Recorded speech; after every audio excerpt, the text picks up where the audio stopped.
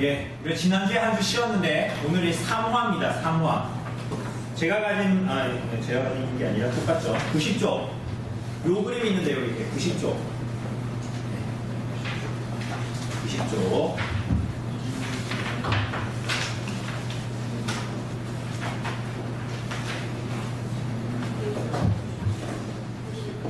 시입니다.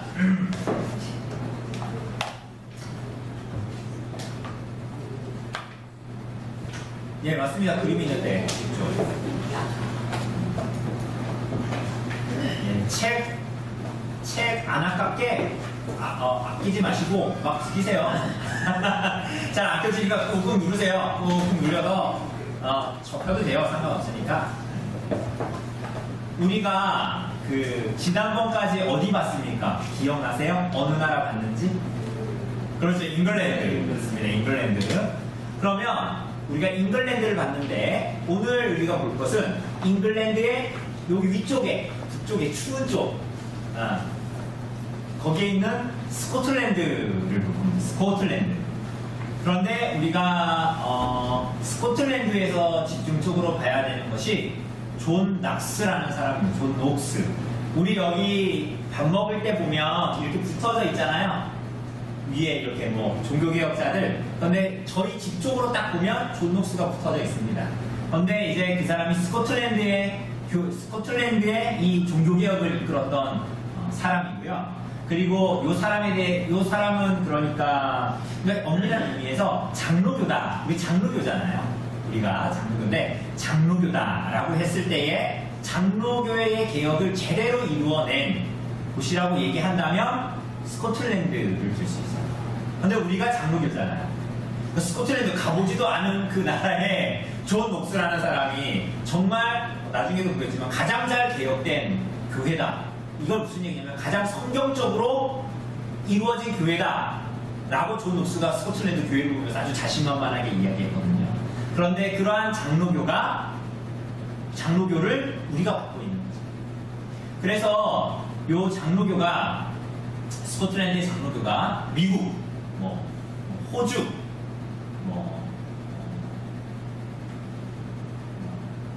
뉴질랜드, 캐나다 이런 쪽으로 이렇게 막 퍼졌거든요.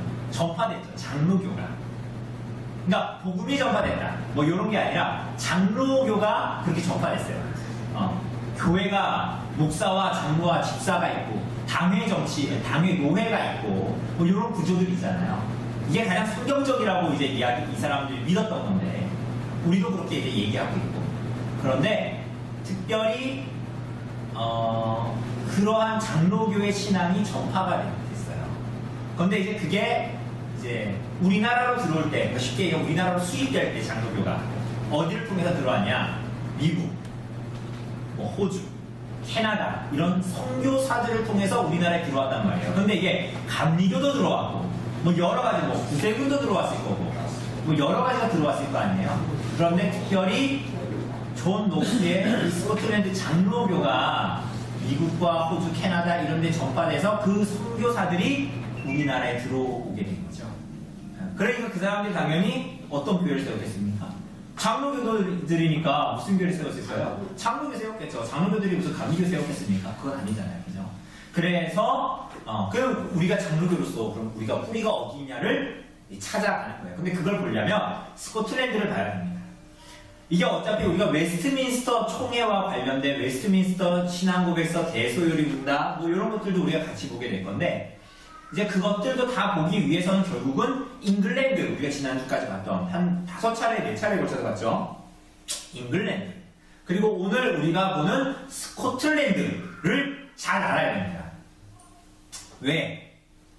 영국 잉글랜드에서 열렸던 웨스트민스터 총회에 지대한 영향을 끼친 사람들이 스코틀랜드 출신의 목사들이었거든요. 그러니까 일종의 파송을 보내는 거예요. 혹시 기억하시는지 모르겠어요. 옛날에 황희상 형제가 와서 3년 전인가요? 강의 한번 했었죠. 사실은 그 기억 잘 안 나시겠지만 그 비 오던 밤에 그날 그죠?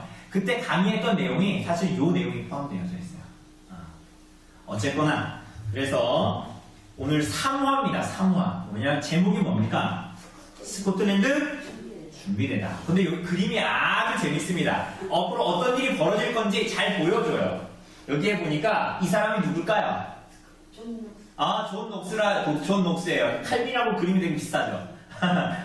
그런데 여기 사람이 2명 있습니다. 작게. 보이십니까? 네. 한 명은 성 안에 있죠. 그런데 누구의 그림자에 가려져 있어요? 존 녹스의 그림자에 가려져 있고, 또 여기 아래 이 사람 표정은 어때요? 여기 아래 있는 여자 표정은 어때요? 기뻐 보입니까? 그런데 이 사람이 둘 다 왕이에요. 이게 메리 스튜어트라는 여자고요. 이 여자는 이 남자는 제임스 6세일 거예요. 이 사람들이 그런데 전부 다 누가 더 힘을 과시했을 것 같아요? 그걸 딱 보여주는 거예요. 그런데 잉글랜드는 어땠습니까? 잉글랜드는 왕이 더 힘이 셌어요? 목사들이 더 힘이 셌어요? 왕이 자기 이혼 문제 때문에 이리 갔다 저리 갔다 한 거잖아요. 그런데 이제 스코틀랜드는 다른 국면의 개혁들이 이제 일어나는 것을 보게 됩니다. 거기 아래 작은 글씨 제가 읽을게요. 글씨가 작으니까.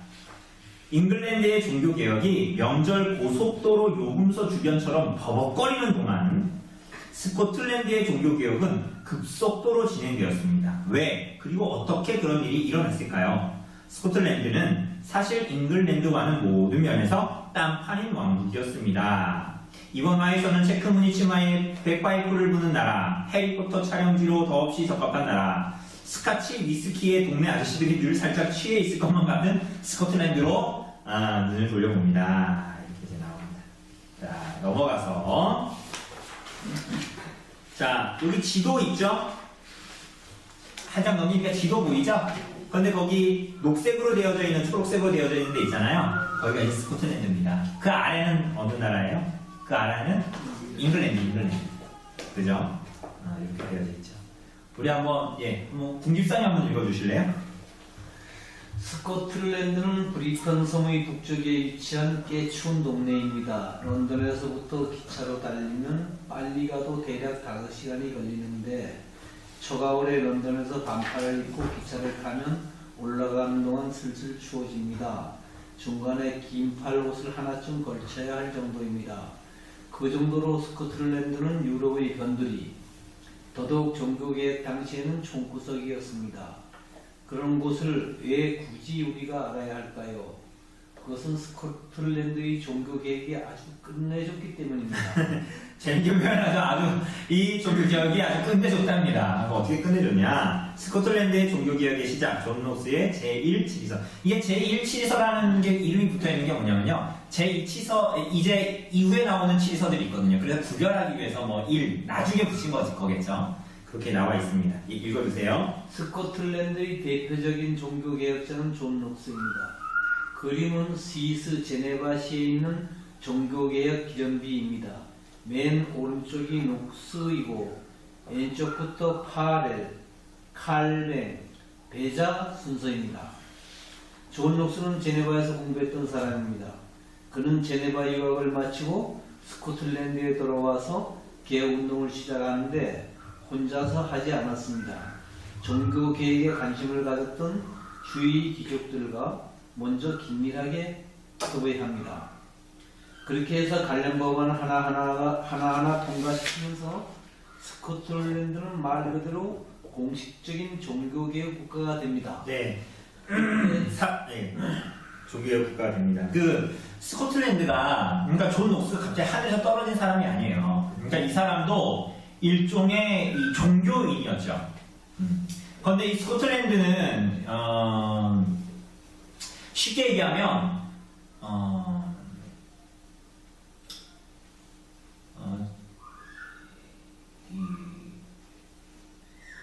어떤 면에서는 카톨릭, 이게 나중에 제가 이제 말씀을 드릴 건데, 사실은 이 스코틀랜드가 프랑스하고 계속 손을 잡거든요. 그 잡는 이유들 중에 여러 가지 이유가 있는데, 원래는 독립된 교회였어요. 그러니까 12세기 요럴 때는 이 스코틀랜드가 카톨릭의 우산 안에 있지 않은 교회를 구성하고 있었습니다. 스코틀랜드가. 그런데 이제 바로 아래가 잉글랜드라고 했잖아요. 잉글랜드가 막 이렇게 침략을 하고 막 그랬거든요. 침략을 하고 그러니까 이 사람들이 살 수 있는 방법은 뭐냐? 잉글랜드를 이길 수 없으니까 요 브리튼 섬, 그러니까 영국이 섬나라잖아요. 그 건너에 있는 대륙에 있는 프랑스하고 손을 잡는 거예요. 프랑스하고 손을 잡으면 어떻게 돼요? 자기네가 위험하면 왜 우리나라 옛날에 고구려 백제 신라처럼 막 고구려랑 백제랑 막 이렇게 붙어가지고 신라를 공격하려고 하면 신라는 어디에다 도움을 요청해요? 막 당나라에 요청해가지고 공격하고 막 그랬잖아요. 그냥 마치 그런 거예요. 그래서 프랑스하고 손을 잡고 막 그렇게 했거든요. 그런데 그렇게 하니까 프랑스는 카톨릭 국가니까 야 너네 그렇다면 스코틀랜드 너희도 어디로 들어와라? 카톨릭 안으로 들어와라 이렇게 된 거예요. 그러니까 그 이후로 스코틀랜드도 사실은 카톨릭 국가처럼 되어져 있던 거죠. 그런데 그 가운데서 개혁자들이 나타납니다. 그러니까 존 녹스도 하늘에서 떨어진 사람이 아니라 이 사람도 이제 거기서 이제 일종의 종교인인데요. 뭐 하냐면 이런 거예요.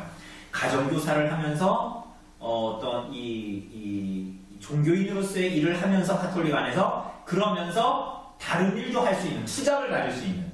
그러니까 저로 얘기하면 뭘까요? 제가 이렇게 뭐 비교할 수 있을지는 모르겠는데 제가 목사를 하면서 또 일반 직장을 다니고 막 이런 식인 거예요. 그러니까 약간 좀 애매한 그런 종교인처럼 그렇게 이제 존 녹스가 살았어요. 그런데 종교 개혁적인 어떤 이 지향점을 가진 사람이 이제 스승으로 나타납니다. 그 미샤트라는 사람인데 그 사람이 나중에 이제 죽죠. 나중에 죽는데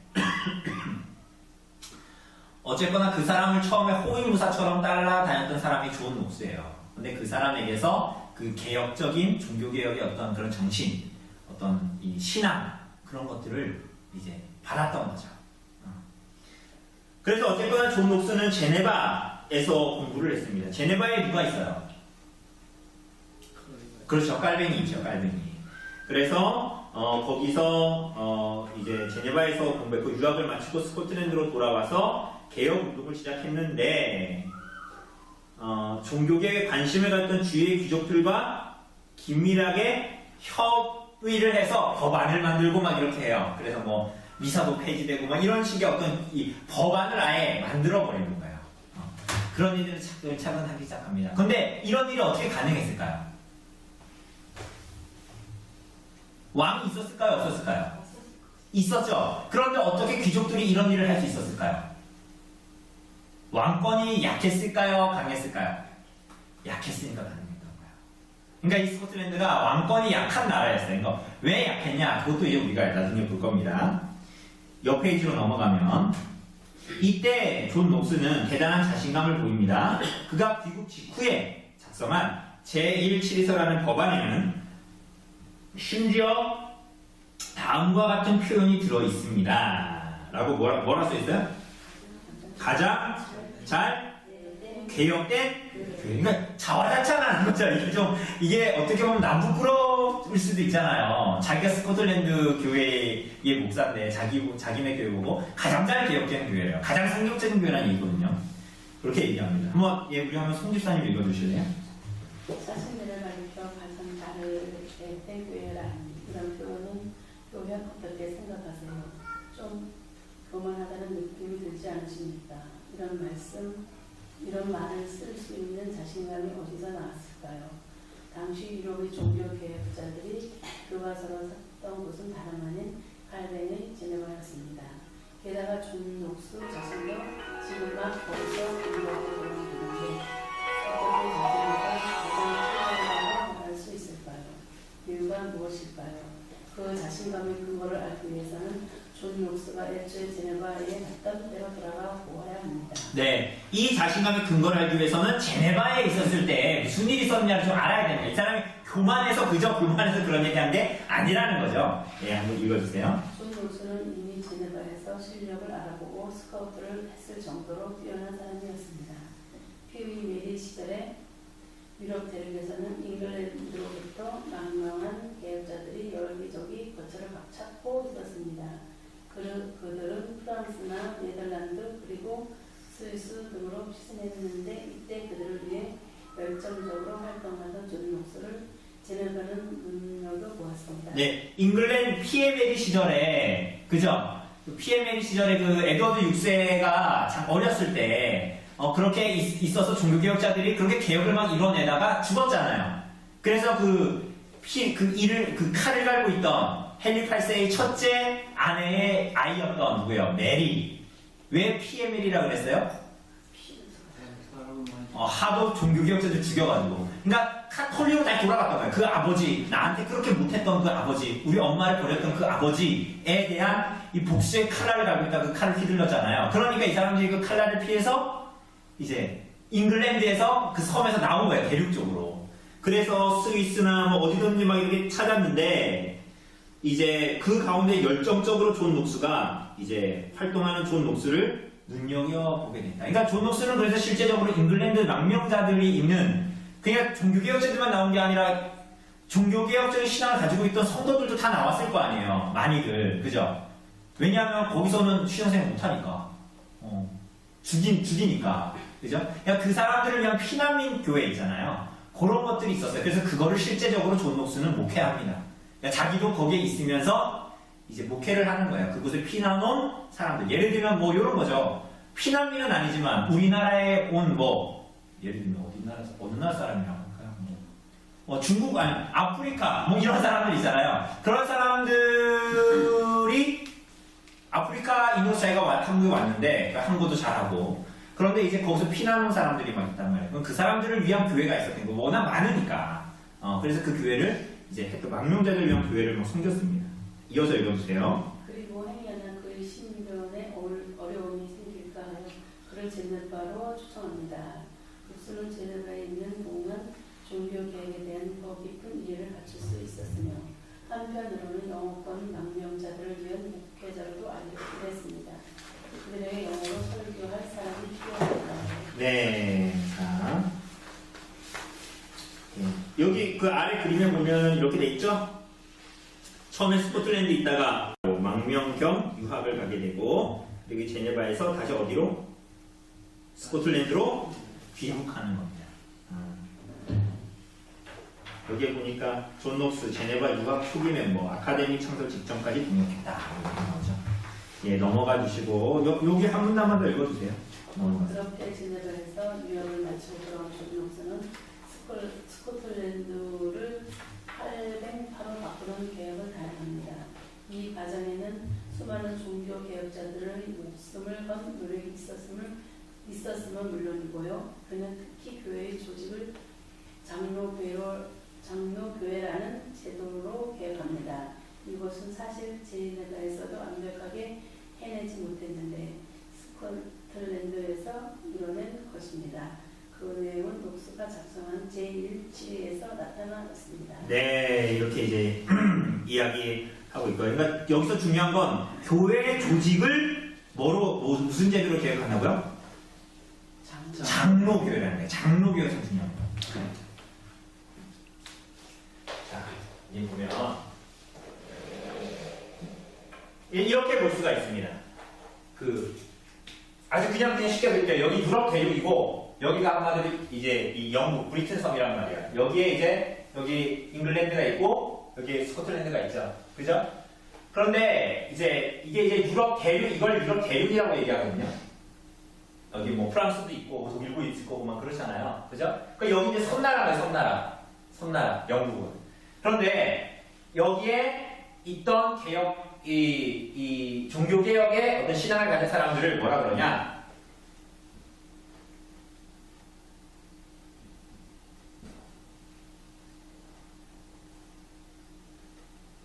그러니까 이 사람들은 둘 다 개혁주의인데 이제 개혁하라고 볼 수 있죠. 근데 여기는 이제 어떻게 되냐면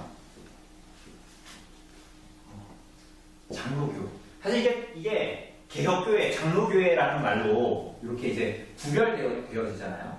구별되어지는데 사실은 이게 똑같은 말입니다. 그런데 이게 이제 스코틀랜드에서 장로교로 교회 정치나 교회의 모양 자체가 장로교 정치로 이제 나타나게 되고 시결이 된다는 것이 참 중요하죠.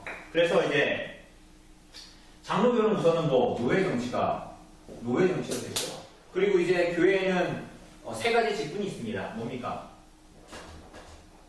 세 개의 직분이 있죠. 뭡니까? 목사와 장로와 집사. 그죠? 이렇게 되어 있고 여기에 이제 개혁관은 이제 하나 더 합니다. 이게 뭐 교수 선생이라고 상계되어 있는 교수, 마치 신학 박사 같은 뭐 그런 사람입니다. 이렇게 이제 네 가지의 걸로 되어져 있고 그렇습니다. 목사는 이제 이 사람들이 당회를 구성하죠. 그쵸? 이 사람들이 당회를 구성합니다. 목사와 장로가. 그런데 그래서 목사는 뭐예요? 말씀을 가르치고 말씀을 선포하고 또 뭐합니까? 성례를 집행하죠. 맞습니까? 그리고 장로들은 뭐합니까? 성도들을 돌보는 거죠.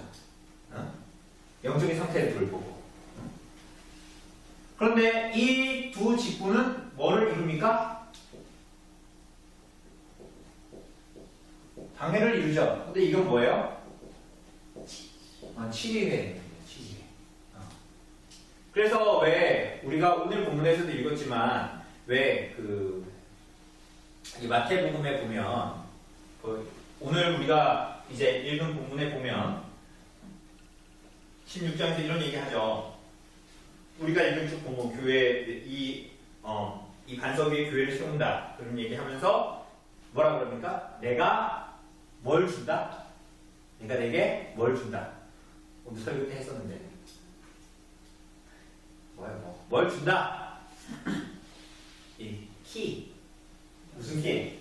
무슨 열쇠요? 하늘 열쇠입니까? 그렇죠. 천국 열쇠 준대요. 천국 열쇠. 여기 제목 되게 멋있죠. 천국 열쇠. 천국 열쇠를 누구한테 줬어요? 천국 열쇠를 누구한테 줬어요? 네, 그렇죠. 베드로에게 줬죠.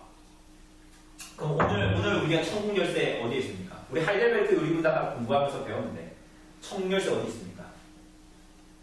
하늘에서 매면 땅에서도 매일 것이요. 땅에서 풀면 땅에서 매면 하늘에서 매일 것이고 땅에서 풀면 하늘에서도 매인다 그랬잖아요. 그죠? 천국 열쇠를 줬대요. 근데 누구한테 줬을까요? 네, 이렇게 그래가지고 그 오전에 얘기했던 대로 베드로 동상 딱 있으면 베드로가 뭐 잡고 있다 그랬어요. 천국 열쇠 잡고 있다 그랬잖아요. 그죠? 누구한테 있을까요?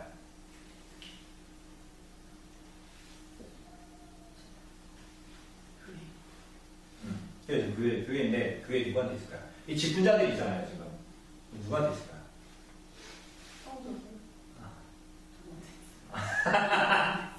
보여드릴까요? 보여드릴까요? 형별세 여기 있네요. 여기. 왜 그럴까요? 그러면 막 목사님 내가 시킨 대로 내가 천주세 가지고 있으니까 당신한테는 열어주고 당신한테는 안 열어주고 그러니까 나한테 잘해야 돼요? 그러니까 이게 무슨 얘기일까요? 그러니까 결과론적인 얘기를 지금 여기에 들어가 있는 건데 목사가 뭐 합니까? 복음을 전하죠. 그리고 성례를 집행해요. 그리고 그러니까 이 목사, 장로 그리고 이 당회가 이 성도들의 영적인 상태를 돌본다고 그랬잖아요. 근데 어떤 사람이 있어. 조나단이 있어. 근데 얘가 우리 교회 회원인데 우리 교회에 성도인데 얘가 아주 드러나는 죄를 막 짓고 다녀. 그리고 떵떵거리면서 성도들 막 자랑을 해. 자기가 막 죄 짓고 이렇게 산다. 그럼 이 사람은 어떻게 해야 돼요? 건증해야 되죠. 그죠? 처음에 내가 가서 그냥 회개해라 이렇게 안 들으면 증인하고 같이 가고 아니면 교회에다 말하고 뭐 이렇게 되잖아요. 그죠? 근데 이 사람이 마지막까지 내가 뭐라고 했는데 왜 내가 마음대로 말씀대로 살자는 니네가 뭔 상관이야? 막 이래버려. 회개하지 않아. 그럼 어떻게 돼요? 그럼 최고로 아주 중한 징계가 뭡니까? 가장 센 거. 잘 이렇게 안 하는데. 출교죠. 출교. 성대 교제에서 배제해버리는 겁니다. 근데 이거 뭐 얘기하는 거예요? 출교하면 돼. 출교 마음대로 해야 다른 교회 가면 되지. 뭐 이 교회만 교회냐? 이렇게 생각하지만 이게 뭐예요? 땅에서 매면 하늘에서 매면 교회의 권세예요. 그러니 이 땅에 보이는 가시적인 교회라 하더라도 하나님께서 이들에게 뭘 준 거예요? 천국의 열쇠를 허락하신 거예요. 그러니까 말씀 듣고 말씀대로 안 살면 돼요, 안 돼요? 그걸 감독한다니까요. 그렇게 안 살면 안 믿는 거거든요.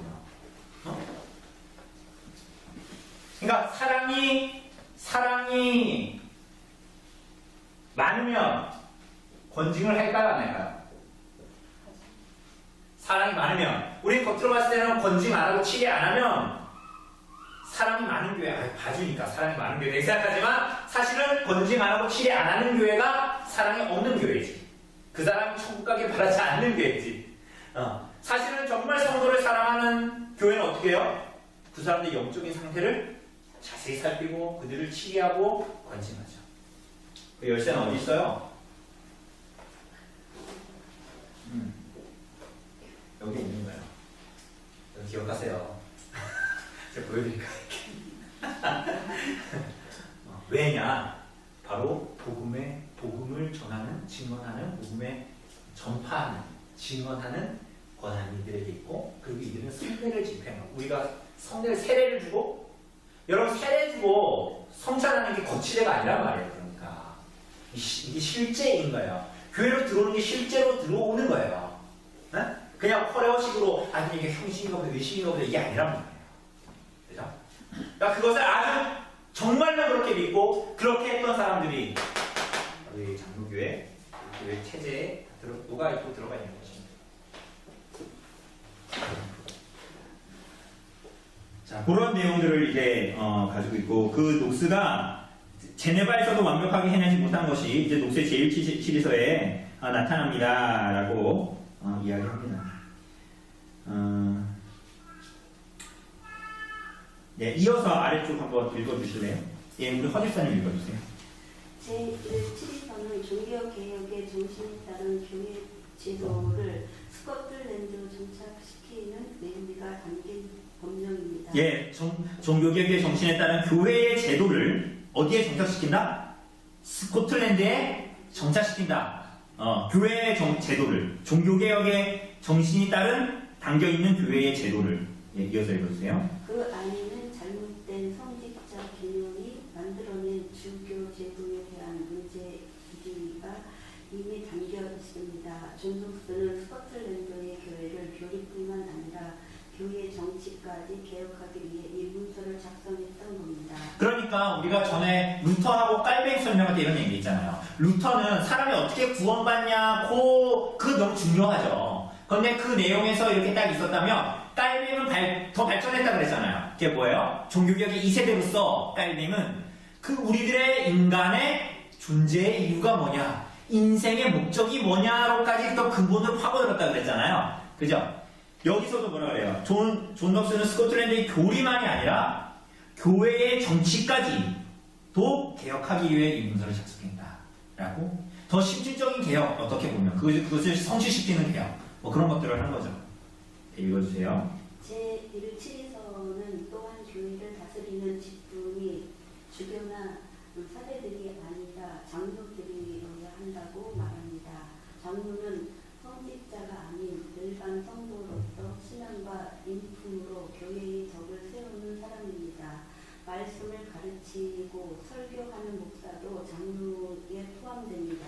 이거 여기 막 별표를 한 5개 넣으세요. 이 문단에는. 제1시서는 교회를 다스리는 직분이 주교나 사제들이 아니라 뭐여야 된다고요? 장로들이어야 한다. 그럼 장로는 뭐냐? 성직자가 아닌, 주교나 사제가 아닌 일반 성도로서, 그러니까 여러분 평신도라는 말도 맞는 얘기예요, 틀린 얘기예요? 평신도라는 말은 사실은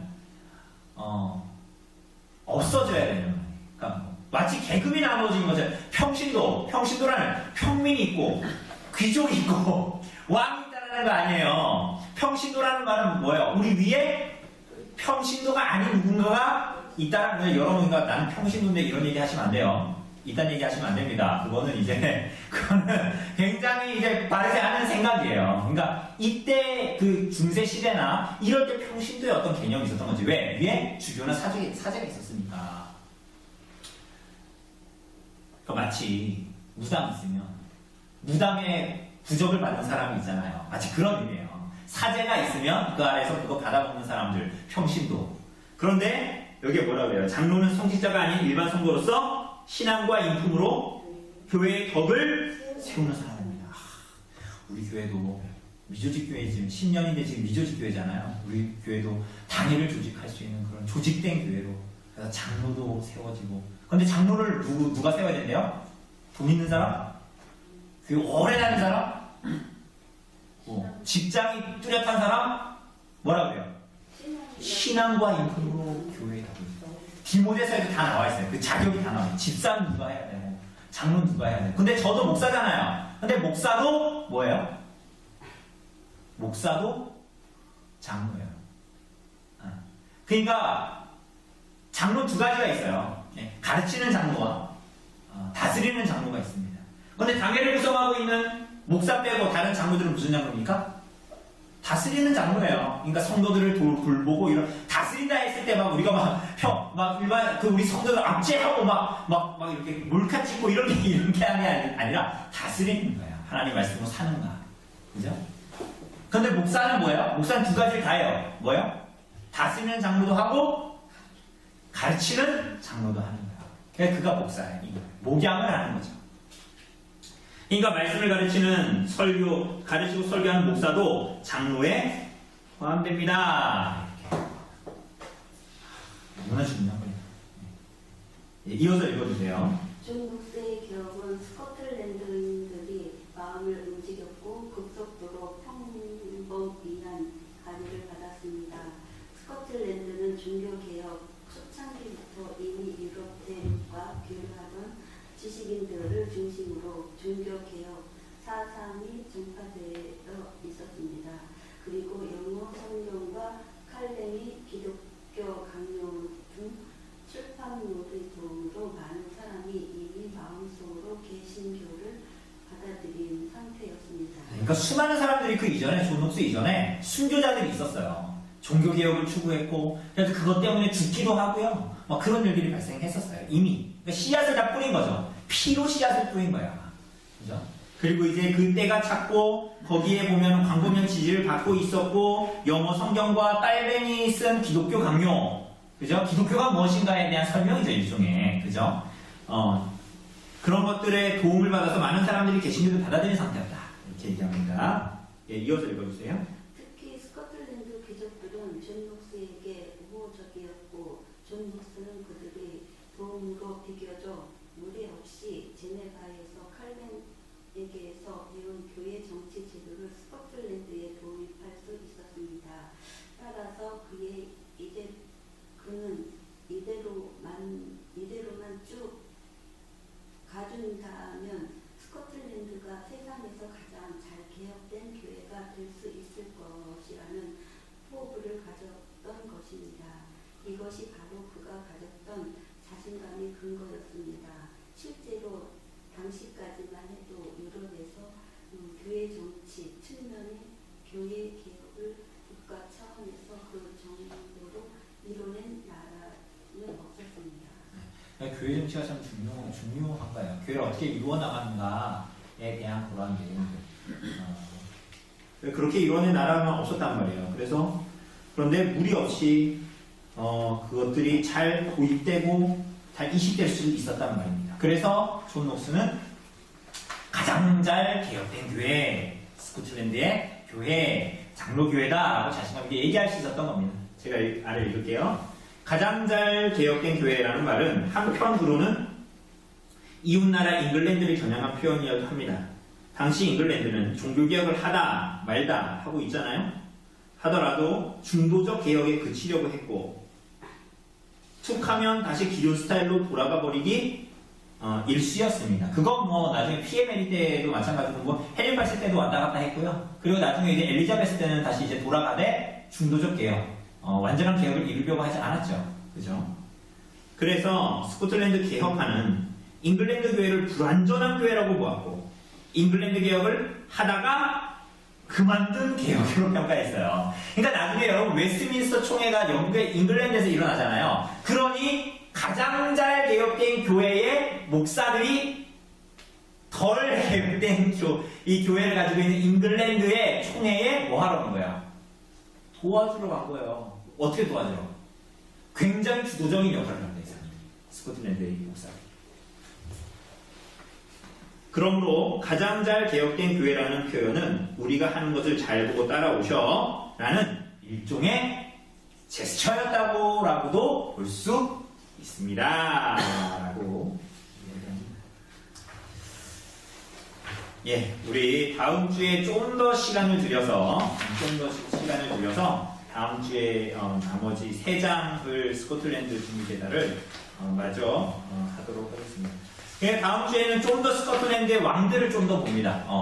이 스코틀랜드의 종교계가 이렇게 잘 펴진 이유가 뭘까? 그 왕은 무슨 허수아비인가? 그 왕이 없었나? 뭐 이런 생각 하잖아요. 그러니까 어떤 일이 있었는가를 사실은 잘 이제 그 존 녹스가 이걸 보면 존 녹스가 어떤 사람이었는가를 알 수 있어요. 그러니까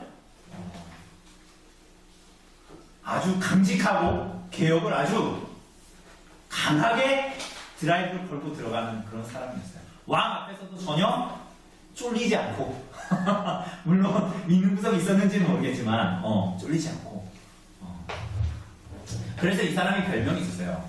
하나님의 나팔수였어요. 나팔수. 그러니까 이 사람이 하나님의 말씀을 얼마나 강력하게 전하고 그랬는지 하나님의 나팔수다. 나팔을 부는 사람이다라고 그렇게 알려질 정도였습니다. 다음 주에 우리가 이 왕들을 보면 좀 더 그 내용들을 알 수가 있고 교훈을 좀 더 이제 얻을 수가 있습니다. 혹시 오늘 한 내용들 중에서 질문 있으십니까?